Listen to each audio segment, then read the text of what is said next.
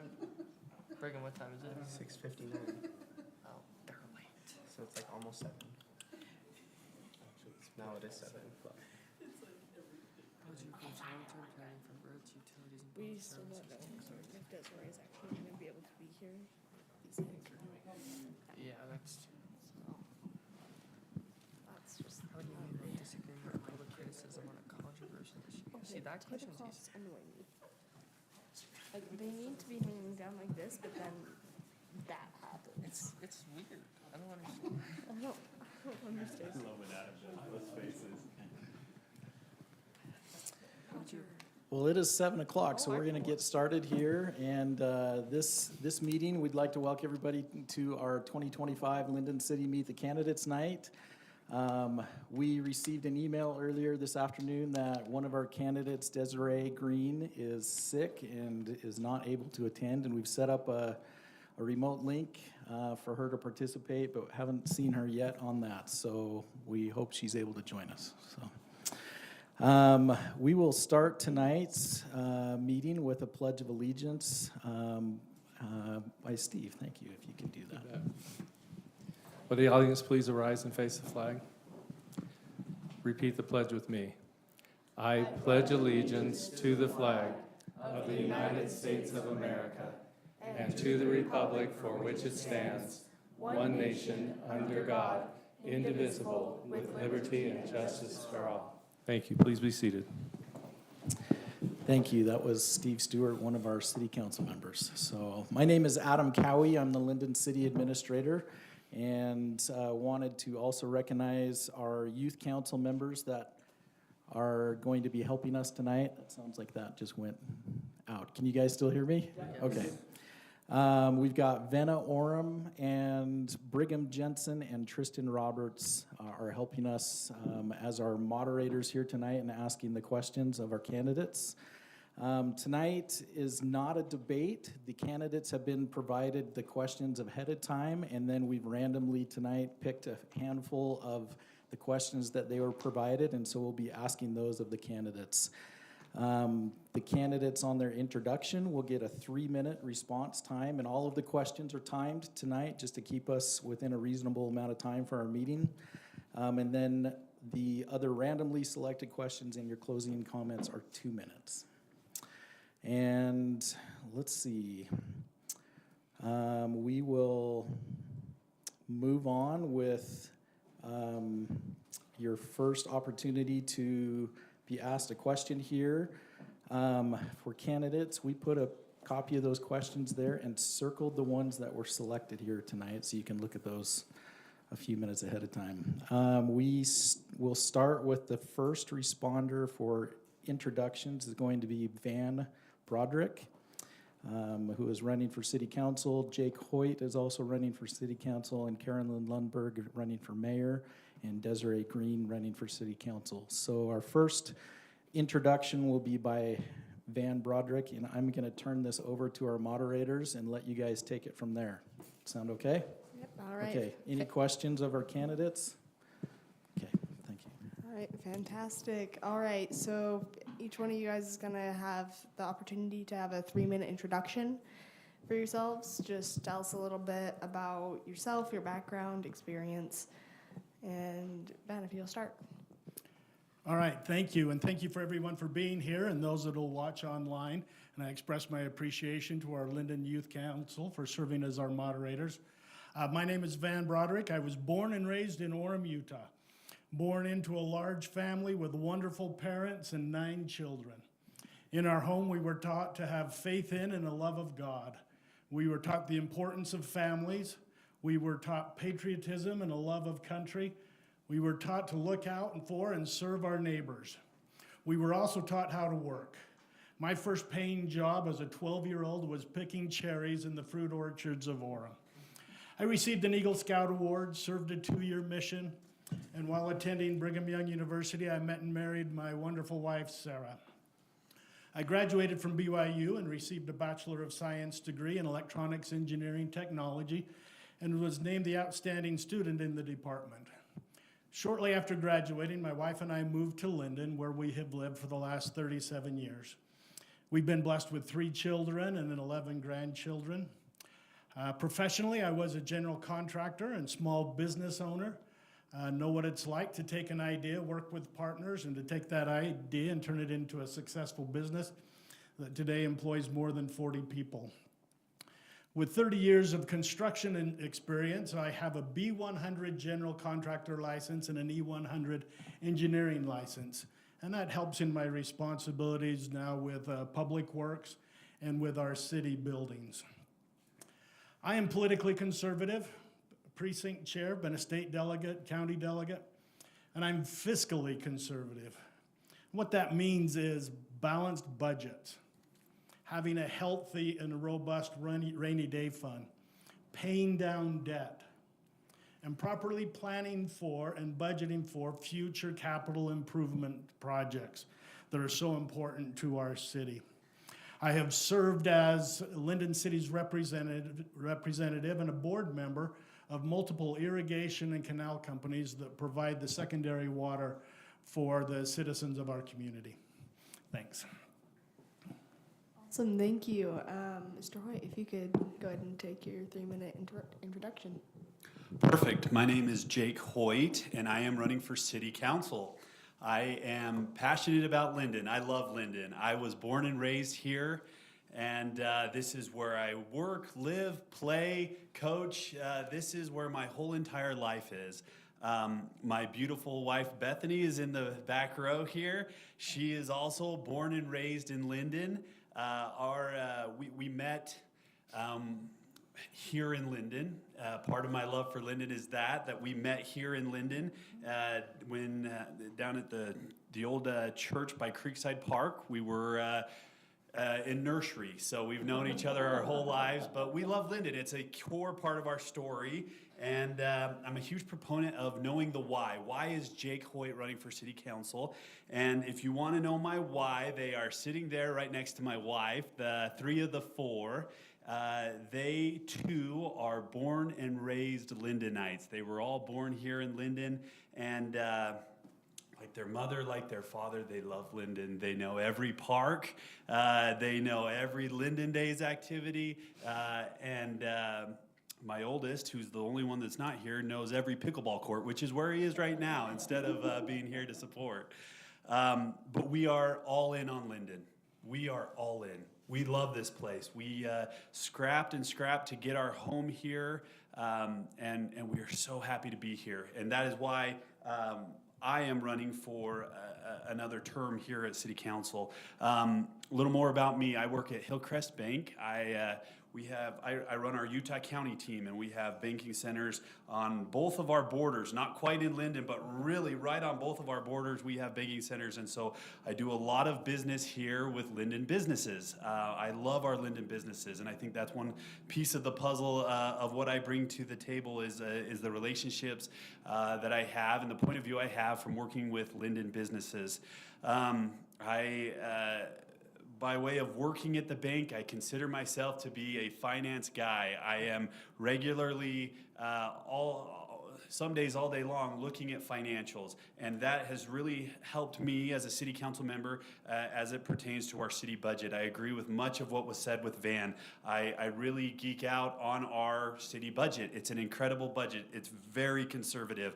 We're going to have lots of opportunities to talk about finances throughout this entire Meet the Candidates night, but I would say I'm very proud of what we've done over the last 12 years when it comes to budgeting. There are not a lot of cities that haven't raised their property taxes in 20 years. There are not a lot of cities that avoid debt the way that Lindon City does. And because of the things we've done on the finance side and on the budgeting side, I'm just proud of what we've done there. Thank you. All right, Carolyn, if you would take your 3-minute introduction. Hello. My name is Carolyn Lundberg, and I'm so happy to be here tonight. And I've had the honor to serve as mayor of Lindon City these past 4 years. Carolyn, could you get closer to your mic? Yes, That would be happy great to. for the recording. Thank you. Anyway, my husband and I moved here 31 years ago as a young married couple with our first baby. And Lindon has truly been what we consider an ideal place to raise our family of 5 kids and additional foster kids. We've run businesses together here, and it is wonderful. It's safe. It's beautiful. Like these other candidates, we are truly passionate about this community. We plan to live here the rest of our lives. And although I'm running unopposed, I feel it is very important to share why I want to continue. What is the why to continue a second term here as your mayor and serving the citizens? And so hopefully tonight that will be illustrated through the questions that we're going to be discussing. But to put it simply, I just wake up every day truly excited to serve Lindon City and do all I can to put the community first. And whether that's making an effort to respond to every single email and resident outreach, but that also is following through, even on the little things, every detail, following up on those things that will help residents with an issue that they need, or taking in suggestions of things that we can tweak in our code or policy so that our community will be better, and not just for now and our experience, but for 50 years from now, or the generations that will be here long after we're gone. And of course, as mayor, there's the business side of running the city. We have incredible staff, but I have had an amazing experience being able to learn over the last 4 years and working very hard to understand, all the elements and the nuances that go into running a 30 million plus year, organization.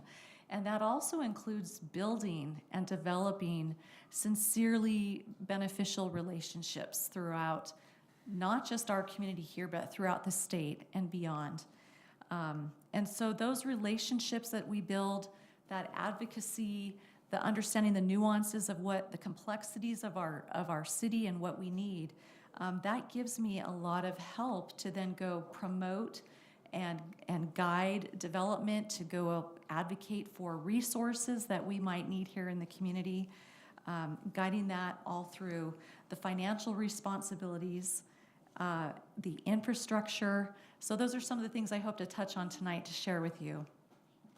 But all of these things are so tremendously important to make our city thrive. And so for me, being mayor in this role is not about a title. It's about really rolling up my sleeves and getting to work. Okay, thank you so much. Okay, so now we are going to get to this next question. So if elected, what are your top 2 priorities for your 4-year term? You're going to have 2 minutes, and we're going to start with Carolyn. Shoring up our tax base. We have run a very fiscally conservative city.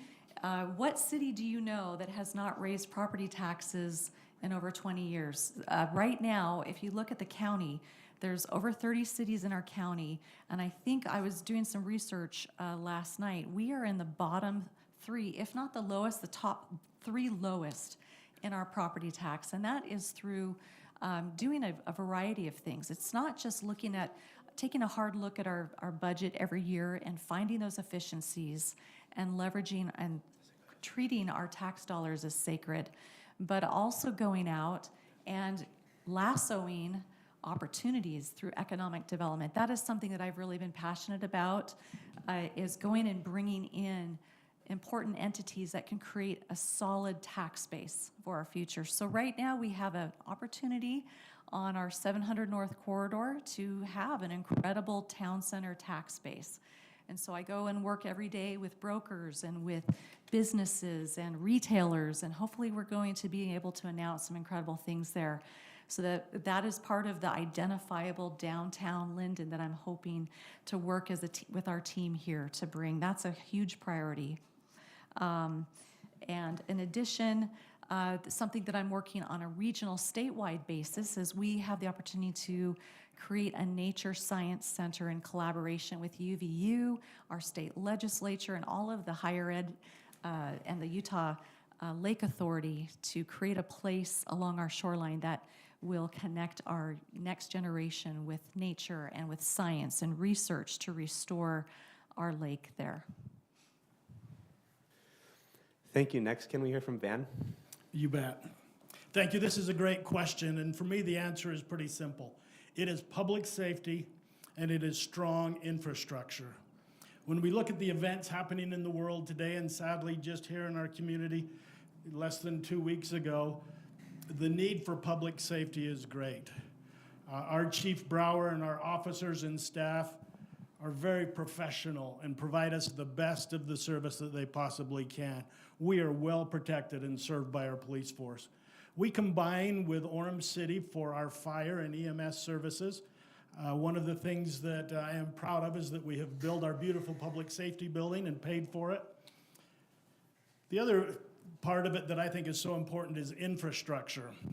I like to tell the story when I was first elected and before I'd ever been sworn in, I was approached by a neighbor who handed me their cell phone with a picture of a road on it, and that road needed work. He had 2 questions for me. What are you gonna do? Do you know where that road is, and what are you gonna do about it? At the time, the city was spending about $340,000 a year on taxes, or for roads. We took our engineers and had them do an analysis of each of our roads and what type of maintenance was needed. We have more than 50 miles of roads in Lindon. We paid off debt, freed up money that way. We made road funding a higher priority. Now we consistently spend $2 to $2.5 million a year in our road budget. We do this without raising taxes and without imposing a road fee. Public safety, strong infrastructure are the things that I think are most important for our city. Thank you. And lastly, can you hear from Jacob? You bet.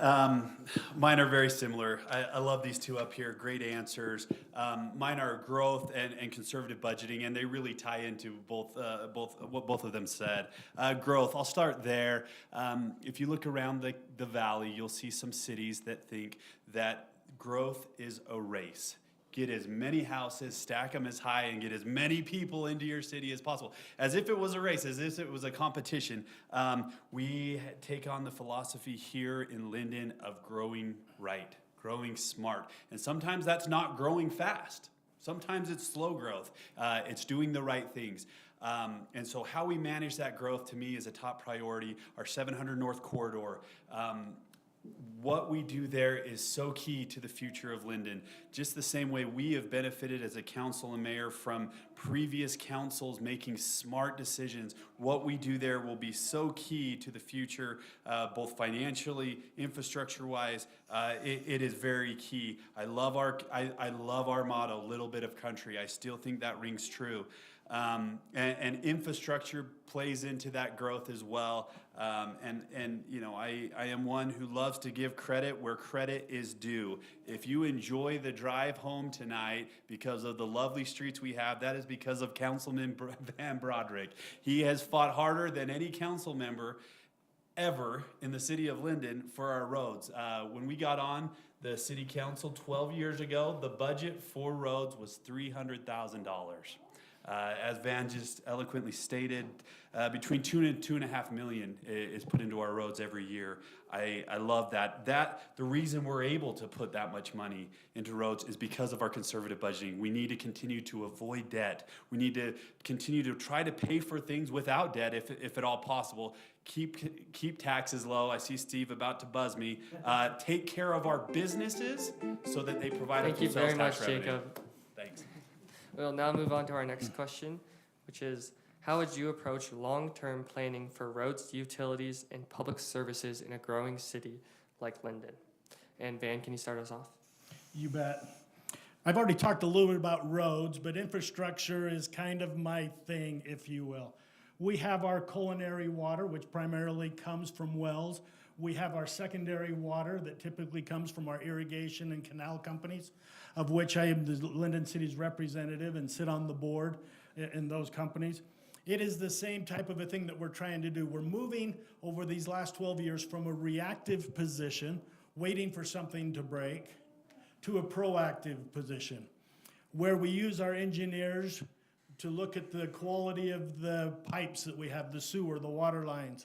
We've invested in software that helps our engineers and public works department determine a plan to help us move forward. So we always start with that analysis.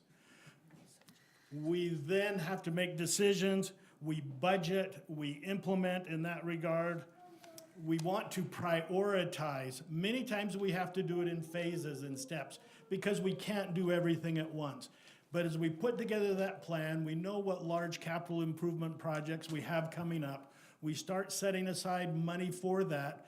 We're trying to be so fiscally conservative and not to impose a heavy impact on our citizens, but still provide the services that we need.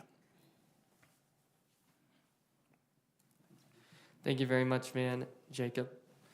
Yeah, infrastructure is a tough one. This is one that we think about a lot and we're concerned about a lot. You put pipes into the ground, and over time, you wish they would last hundreds and hundreds of years. They just don't. And you look at some of the infrastructure throughout the city, and it is aging. I'll point out a little bit of what Van talked about. A lot of cities will say, okay, this is how much it costs to run those pipes, to run water through those pipes per se. But they don't plan for, hey, in 40 years, without a doubt and without fail, you have to replace those pipes, or 50, or whatever the years is. And in that scenario, they're having to bond. They're having to go into debt. They're having to pay extra interest that, unfortunately, your tax dollars are paying for. The forward-looking, the long-term planning of let's account for it now. Let's plan on those. Let's use good data to make decisions around infrastructure of, hey, we know that this system is likely going to break over the next 20 years. Let's plan ahead for that so that we're not having to incur debt. That's my long-term approach. I would love to add as well, I touched on it a little bit. We've been extremely conservative. We have a sales tax revenue here in the city that per capita is unmatched. It's because of great businesses, Walmart, Home Depot. You just look around the city, and per capita, we really are blessed with sales tax revenue. We have done something that no other city has done in that we've subsidized utilities with those sales tax dollars. That's unheard of. Cities are supposed to keep those enterprise funds, your utilities. They're supposed to bring in and pay for the exact same amount. We have tried to keep those utilities low by subsidizing with some of these sales tax revenue, which is something that only in Utah County, only Lindon is doing. I'm very proud of that, and I'll leave it right there before Steve buzzes me. Thank you very much, Jacob. Caroline? Yes, infrastructure, like Van, I love to geek out on this. This is just our most recent engineering meeting. This is, 7, 8 pages front and back of the project list that our staff and we as council are the fiduciaries responsible for allocating the dollars. And I love these. I keep a personal list of everything. Every time a resident reaches out to me and says, hey, my sidewalk needs this, or my road needs this, or a sign here. And we put these. I actively put these on our list and we get them done and we cross them off. And I have so much fulfillment out of that. So a lot of it is having and hiring really talented people here in Lindon. For as little a city as we are, we have incredible staff, and again, can't thank them enough, but it's really an incredible team that works really hard each and every day to be very responsive and proactive.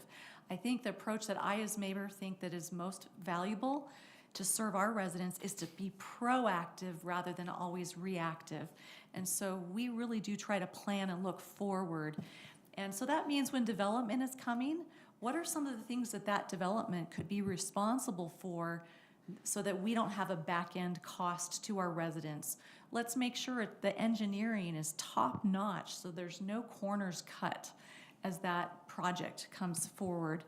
And then also, besides, carefully managing all these details, with our staff and with the financial allocations, it's also really important that I, as mayor, coordinate a lot of things with our sister governmental entities. So I have the opportunity to serve on many boards, and again, it's that relationship building and advocacy. And so being present and being available to go out and then go lasso dollars. Recently, for example, acquiring $1 million from UDOT for our city for a project, and we're continuing that even more, additional Awesome. dollars. Thank you. All right. So on to the next question. What investments would you support for parks, trails, and recreational amenities? And Jacob, if you could start this one. Love to. I love our parks, trails, and our recreation here in Lindon. We have park acres per capita. Again, we're very high. I am on a committee right now that's looking at the master plan for our parks. We have a few parks in our future, in our master plan, that are going to be a little more unique than what we currently see. We have so many different options here in Lindon. One I would like to point out, everyone, I imagine almost everyone in this room has been on the Murdoch Trail. What an incredible trail system. But you may not have gone on the Heritage Trail. And for a lot of years, that Heritage Trail almost went from the mountain down to the lake. And there's been this little break there, and it's been so frustrating because you would jog it or bike it or what you may, and you would have to stop and kind of jump onto Geneva Road, or not Geneva Road, but the road that goes out to the transfer station.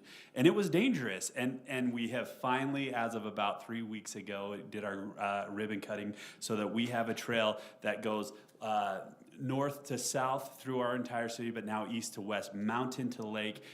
It's incredible. You can go anywhere on the trails here in Lindon. I fully support our Parks and Recs team. I've worked very closely with them throughout the years.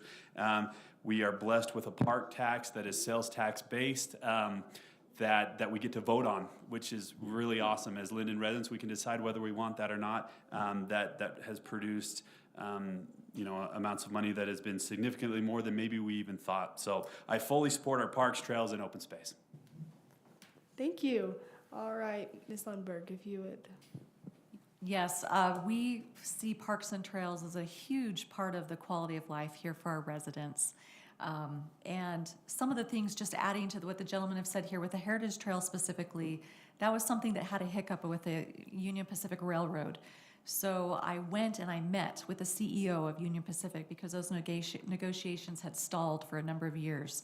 And so opening those doors, getting additional funding through Mountain Land Association of Governments, working with staff to coordinate all those things, that was a really thrilling ribbon cutting that we just held a few weeks ago. And it's a regionally significant trail that's going to be amazing, that will tie into the future trail that goes around the lake, and hopefully the future Nature Science Center that's coming to that site. So we do invest and carefully plan to have amazing amenities here in the community, and do them through a park tax that's generated by mostly people that are visiting our city, coming and buying cars and visiting Home Depot and the Walmart. So some of the things that maybe looking down the future, because these guys mentioned some fantastic things.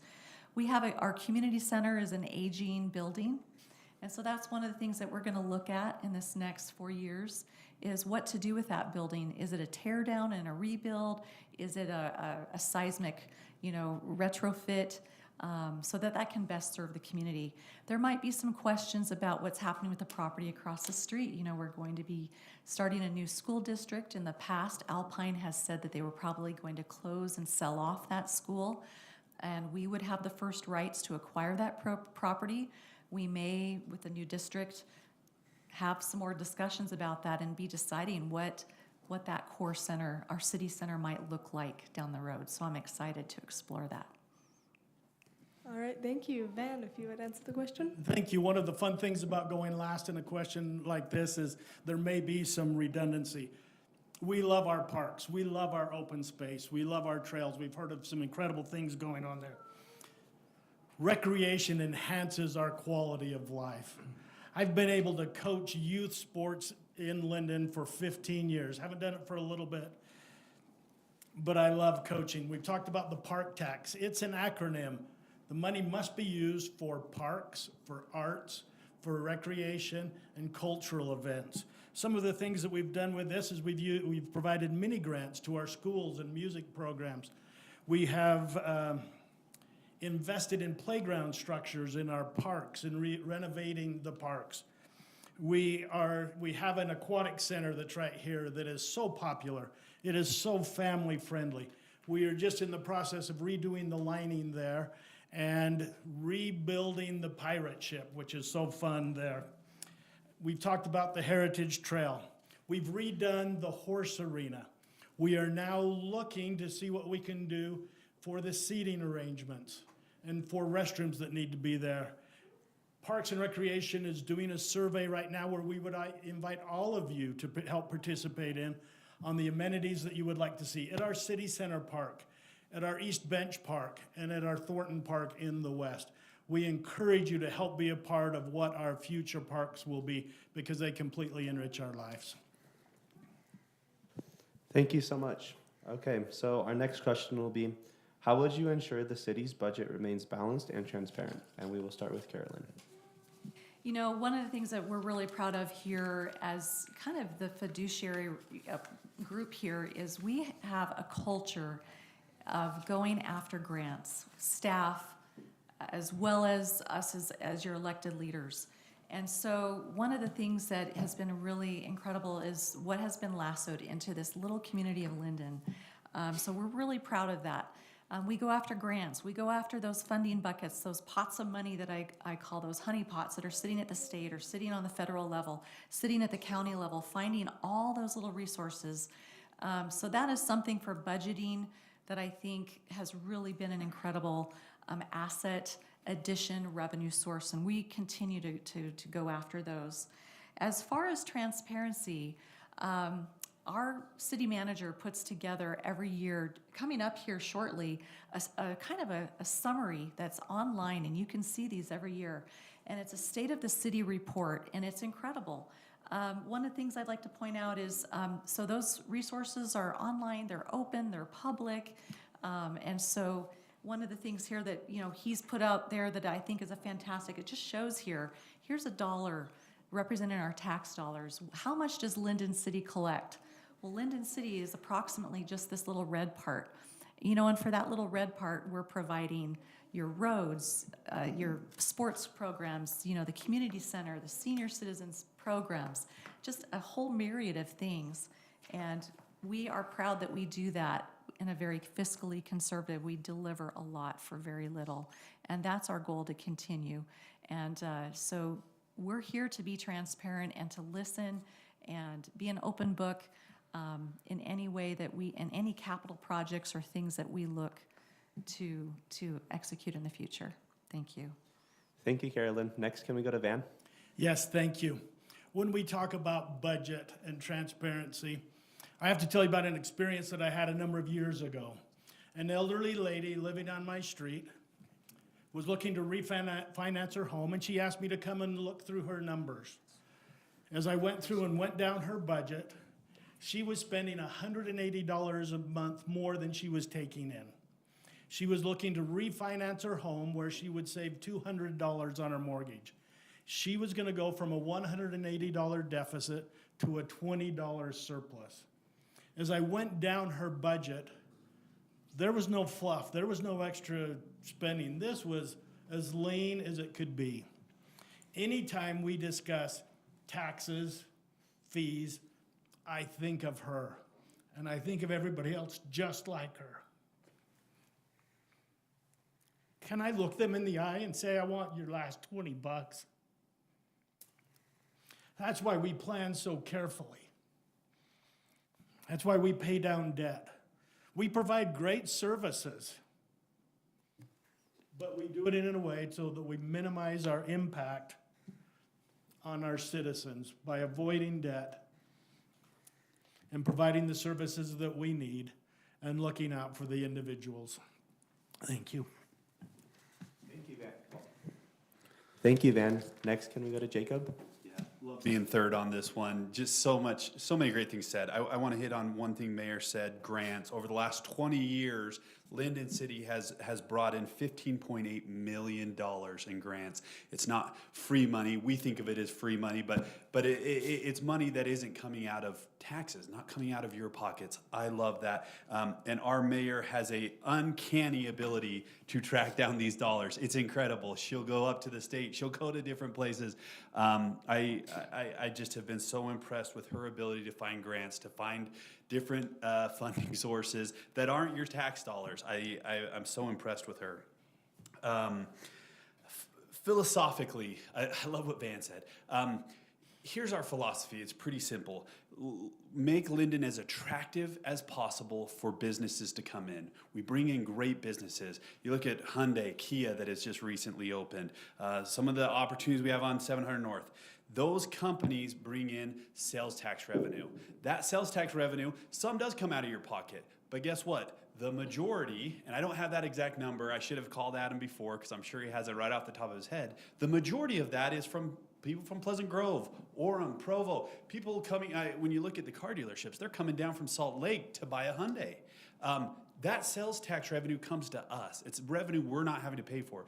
That allows us to do some really incredible things. You look at the amenities that we have for a 12,000 resident city, it's incredible.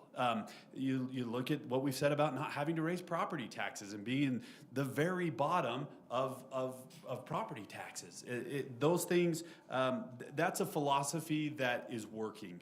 Continue to bring in good businesses so that sales tax base remains strong so that we can keep your taxes low and keep these amenities high.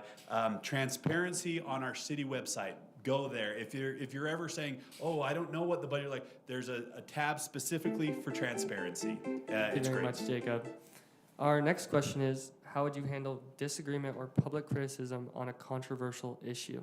And Van, can you start us off? You bet, I'd be happy to. There are many issues that come before a city that are discussed and then voted upon by the city council.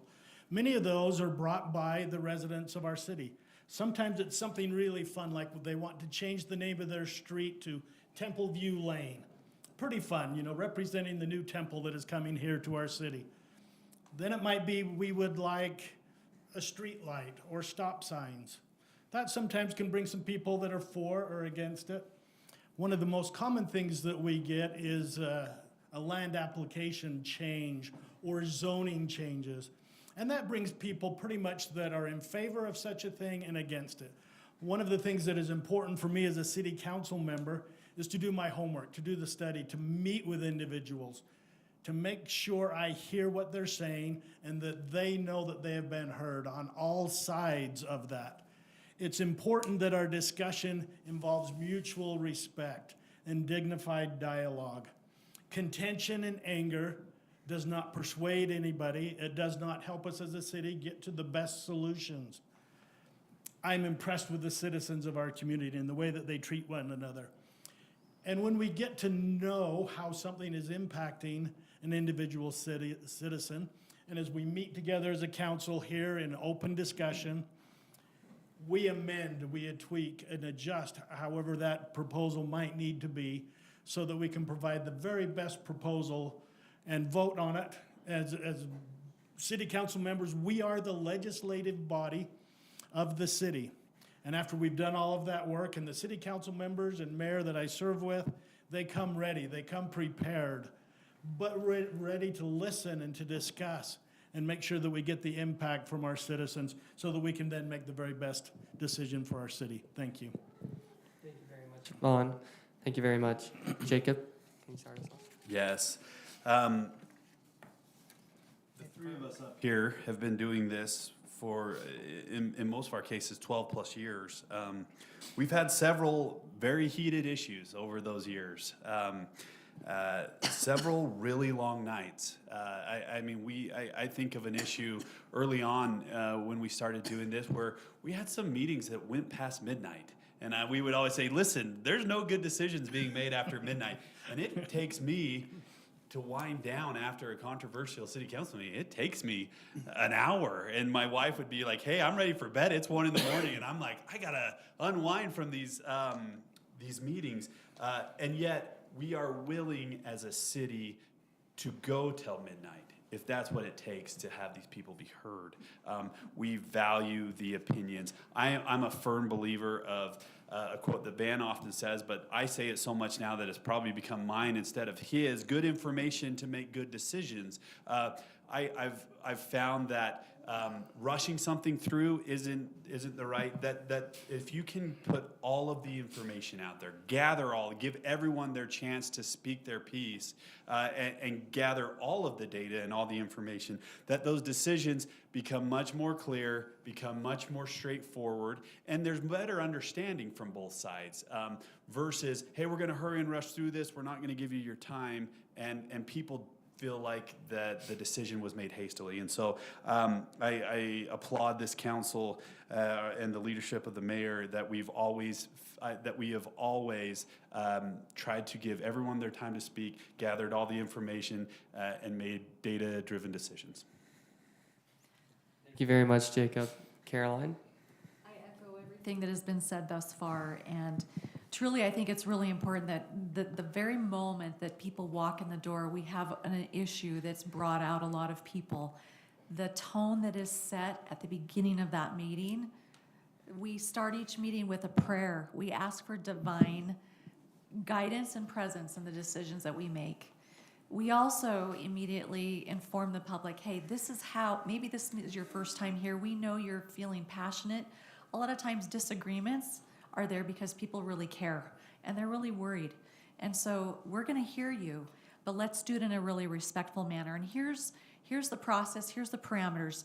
Let's be respectful of that. And so I'm honored to say that even though we've had some very, what could have been potentially out of control or divisive experiences here in this room, I think that, you know, for the most part, decisions have been made by taking time, by not coming into it with a predetermined, biased decision, but by actually really listening and engaging and being willing to continue that issue to a future meeting so that we can do a survey, gather data, speak with residents, hold an open house, whatever it takes, making sure everybody can come up to the dais who wants to make a comment. You know, some of my fellow mayors in other cities, they shut public comment down. They limit the public comment.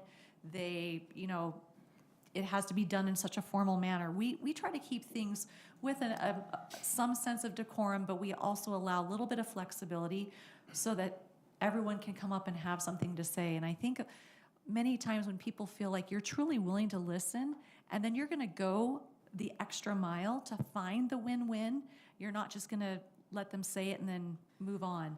And that's where I think we really sincerely try to find the win-win in every situation, mitigate concerns, and then come to the best outcome we can. Awesome, thank you so much. All right, so we have one question left, and it's just going to be for our mayoral candidate. So, Ms. Lundberg, what do you hope to accomplish during your next term as mayor that you weren't able to do previously? Well, you know, we've talked a lot about infrastructure, and you can probably see that the city's efforts on infrastructure has been in every quadrant of our community. We're having tremendous investment in our water pipes and our metering and in our roads and the beautification of Center Street to welcome our new temple. But we still have a lot to accomplish. There's a plan, and I'm so excited to see that executed through our engineering meetings where I sit with Van. So there's additional infrastructure that we are getting across that finish line. Some of the city improvements that have been touched on, our city center park has some improvements. We're looking to potentially improve the baseball diamond there, improve the parking for the events and amenities there in that arena. Some of the things that I've been in progress with is improvement of our bus stops for the senior citizens and disabled citizens at Avalon, as well as our Walmart stop. And some of, additionally, we have right now, long range, someday we hope to have a track station when Trax comes down into our valley. So something we're working on is negotiating with the property owner to acquire and preserve a piece so that we can have a track station. It doesn't get developed and we miss the opportunity. And then also going after the funding sources that are potentially there to afford that. We have right now a large developer on our 700 North who is acquiring that property. That is going to be a very, very significant development, 30 plus acres. What is our town center going to look like? What is it going to have there with the residential, with the business, with the plaza gathering area? Those are some of the things that are some big tasks ahead of us, and they've been going now. I've been working on some of those for over a decade. So those are some of the things that are really important, significant, as well as the nature center down at the lake. So I'm excited to work with this team. Thank you, Carolyn. Okay, so now we're going to give you guys 2 more minutes each for a little closing statement, and we'll start with Jake. I would like to first thank our youth council for showing up today. Very well done. Appreciated that we didn't have to have Alyssa come and crack the whip for going over too long. Very well done. We love our youth council. They do an incredible job there at a lot of our events. We appreciate you, and you did a great job tonight. Like to thank our staff. I love our city employees. They do an incredible job. How they run the city, the culture here, and it starts with our leadership from our city administrator, Adam. I love Adam. Working together with him over the last 12 years has been wonderful. Brittany, who put this whole thing together tonight, we appreciate her. She's our city recorder. And Chief, who's sitting back there, who keeps us safe. I love the Chief. I've been the liaison to the police department, I think for the last 8 years, at least since Chief's been here. I love our PD. I love him and our guys. They do a great job to keep us safe. Appreciate all they do. I love this council. I'm so impressed with my fellow council members, with the leadership of the mayor as well. Appreciate a couple of our council members who are here today. So, in conclusion, it has been an absolute honor and pleasure to serve on the Lindon City Council. I think we are doing some things here in Lindon City that are pretty special. I think that it's pretty regular for me to tell people I live in Lindon or I work in Lindon, and for them to say, God, that Lindon is a pretty special place. It truly is, and I think that's because of really hundreds of years of good decisions. As I look at the past mayors on that back wall, and good decisions that have been made over the last 12 years. I'm proud of our record. I'm proud of what we've done. We have room to improve. Mayor touched on some of the things that are coming up. I'm excited about those things, and that's why I'm running for city council. Thanks. Thank you, Jacob. Okay, next, can we go to Carolyn? Absolutely, thank you. You know, one of the things that I'm so proud of is these youth. When I became mayor, one of the things I really wanted to focus on was civic engagement, to have our youth learn a love of country, a love of community, a love of service. And so I just want to give them a round of applause tonight for being such awesome moderators. Thank you. You know, most importantly, I think sitting in this seat, most importantly, being a mayor isn't about a title. This role has brought me some of the greatest challenges and greatest rewarding experiences that I could have ever hoped to experience. It's been a refining experience. It's been a growing one. And I've made such incredible friendships that are lifelong. I've learned so much, and I hope I'm growing in this role. That's ultimately what I hope, is that I'm always learning, always growing. And I just want to thank the incredible team that comes and works here every day. We have such an incredible culture here of Lindon, and everyone goes the extra mile. And they truly care about giving the best they can to this community. And they're over their stewardship of their responsibilities. So really, it makes this such an incredible, fun experience, because really this ship is running so well, thanks to incredible people before. I feel like, you know, the baton gets passed. This is just a moment in time, a small chapter in time where I can have these experiences and growth and share and serve. And it's beautiful, and I love it. And I look forward to continuing to have the honor to serve you, the residents of our city, and lead with integrity and full purpose of heart. Thank you. Thank you so much. Okay, lastly, can we go to Van? Thank you. Lindon's a great place to live, and I believe it's because it's well managed.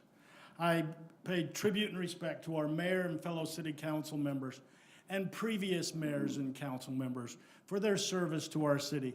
Again, to Adam and our department heads and all of our staff. They really go above and beyond in serving the citizens of our community. We have the best of the best.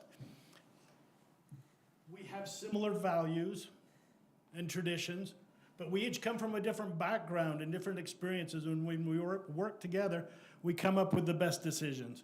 We've talked about not raising taxes.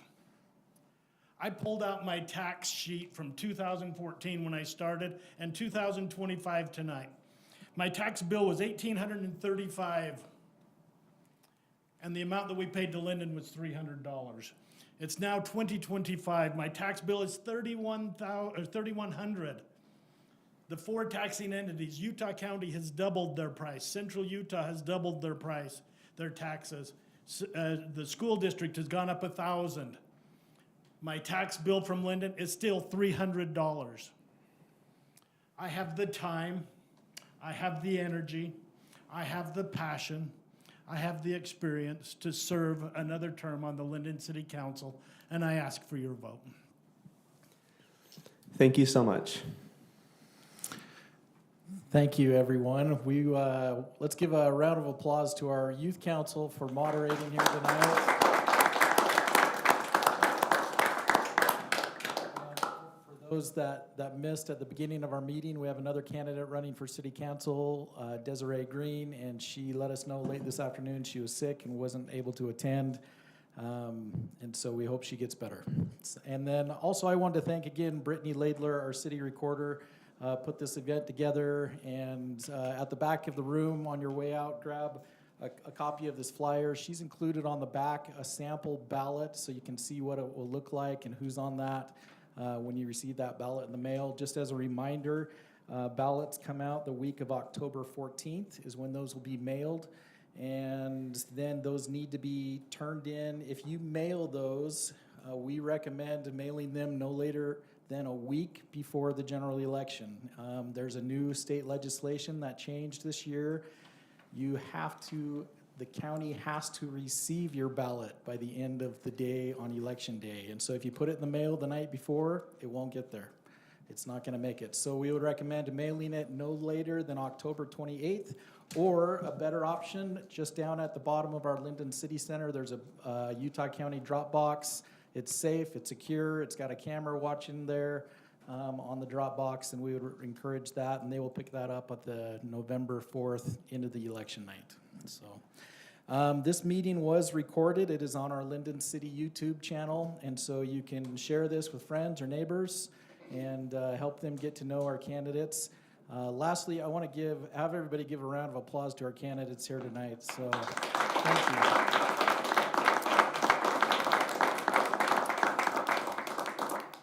It's a hard thing to put your name out there and be a politician nowadays, and so I'm thankful for their willingness and desire to help Lindon City be a better place.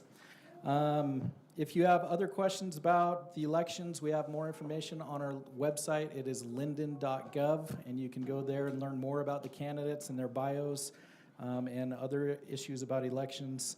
And with that, we will excuse our candidates to go out and shake hands. So thank you.